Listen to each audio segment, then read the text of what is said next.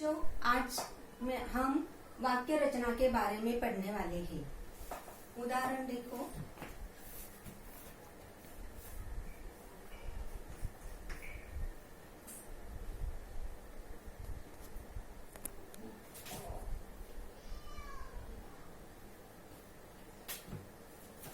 थांबे।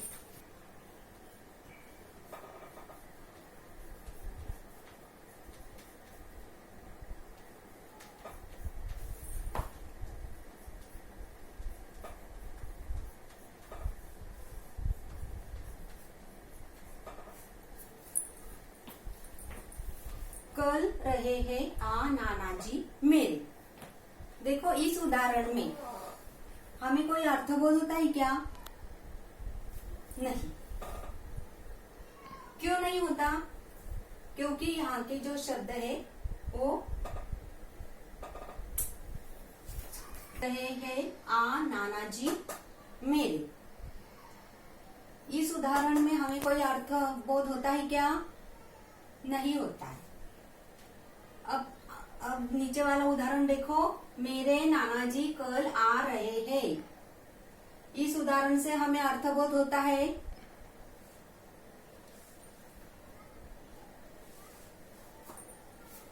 तो हमें वाक्य के जो व्याख्या है वो ऐसी करने की है कि ऐसे शब्द समूह जो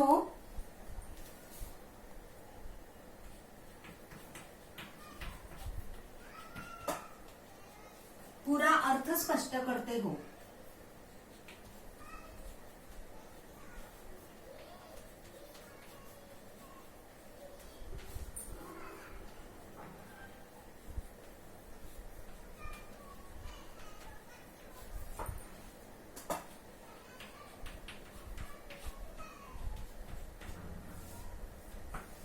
उसे वाक्य कहलाते हैं। उसे वाक्य कहलाते हैं।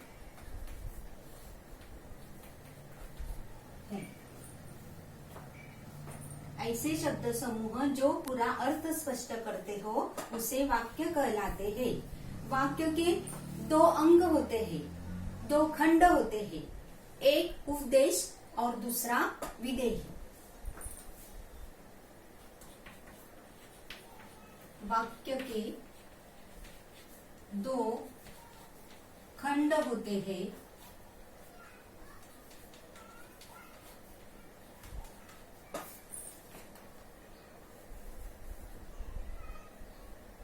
एक उद्देश्य और दूसरा विधेय।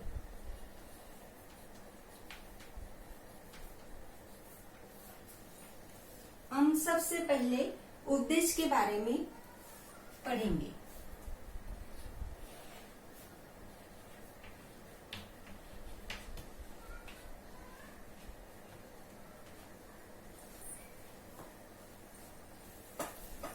तो वाक्य में जिसके विषय के बारे में कुछ कहा जाए उसे उद्देश्य कहते हैं।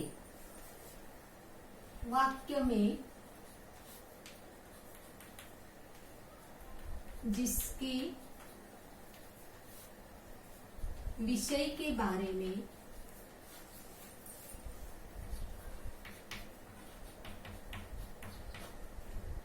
जो कुछ कहा जाए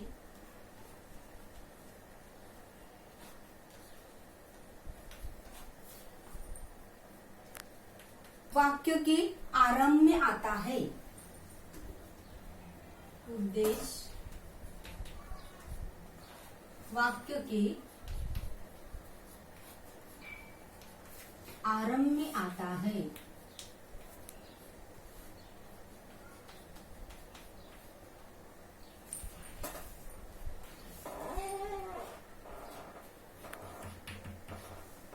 जैसे कि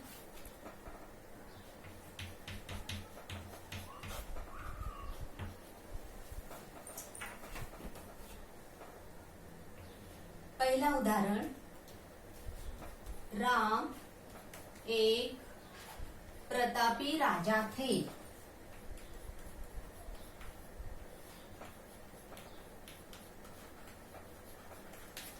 दूसरा उदाहरण, हिमालय देश का गौरव है।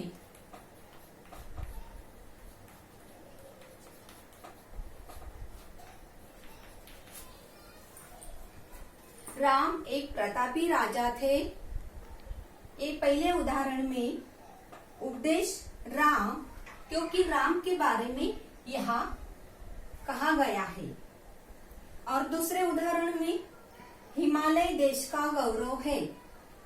ये दूसरे उदाहरण में उपदेश है हिमालय, क्योंकि हिमालय के बारे में यहाँ, हिमालय के विषय के बारे में यहाँ बताया गया है। तो राम उपदेश पहले उदाहरण में और दूसरे उदाहरण में हिमालय उपदेश है। उद्देश्य राम और हिमालय। अब देखो विधेय, दूसरा अंग है, दूसरा खंड है विधेय। अब विधेय की व्याख्या हम कैसे कर सकते हैं कि उपदेश के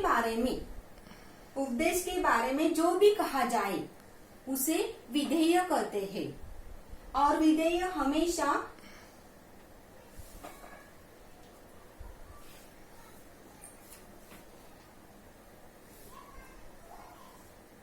तो राम एक प्रतापी राजा थे। इस उदाहरण में विधेय है एक प्रतापी राजा थे।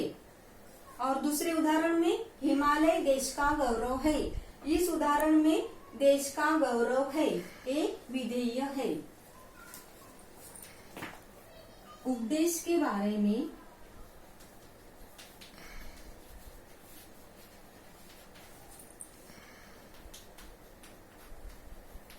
जो भी कहा जाए, जो कुछ कहा जाए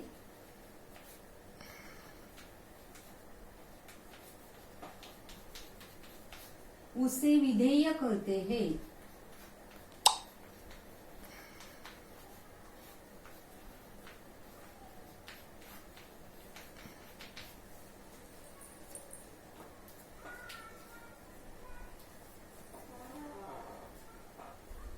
और विधेय वाक्य के अंत में आता है।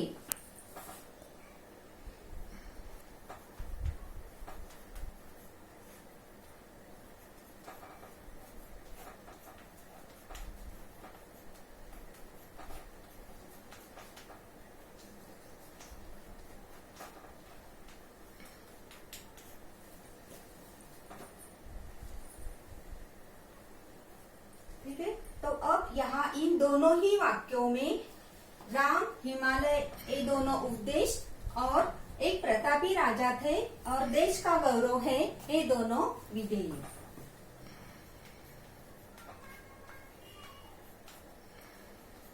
दोनों ही वाक्यों में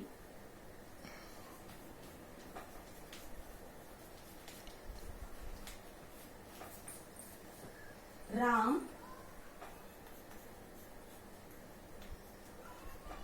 हिमालय, यह उपदेश है। दोनों ही वाक्यों में राम, हिमालय, यह उपदेश है और एक प्रतापी राजा थे, देश का गौरव है, ये विधेय है। गृहपाठ विदेश और विधेय अलग करके लिखो। पहला उदाहरण, निखिल कश्मीर घूमने गया था। दूसरा, परिश्रम सफलता की कुंजी है। यह आप अपने हिंदी के नोटबुक में लिखने का है गृहपाठ।